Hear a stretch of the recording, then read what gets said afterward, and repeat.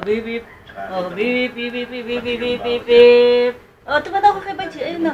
Hey, kay Banji. Hi! Hi daw. Video to dali, oh. Hi! Ayun na, hi daw kay Banji. Hi, Adam! Smile. Smile na, smile. Bop, bop, bop, bop, bop. Bop, bop, bop. Beep, beep, beep, beep, beep, beep, beep. Ginagawang Coco Lambert.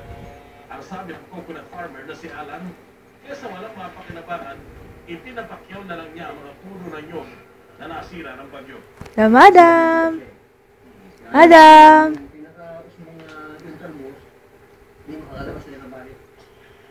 Binagyo pero hindi Adam, Adam!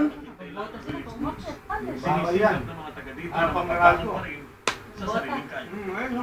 George Carino, Patrol ng Pilipino, Aurora Province. Adam! Huy! Huy, huy, huy! Hi! At halos 4 na araw nang hindi makalabas ng barangay Kalaukan o Kalaukan at pagkilalahin mula sa PBA ang 12 magigiting na manlalaro ng hila sa Pilipinas. Doon ang mga t-shirt na See You in Spain, susunod na pagkaandaan man kumulaan ay ang 2013 FIBA World Cup Basketball.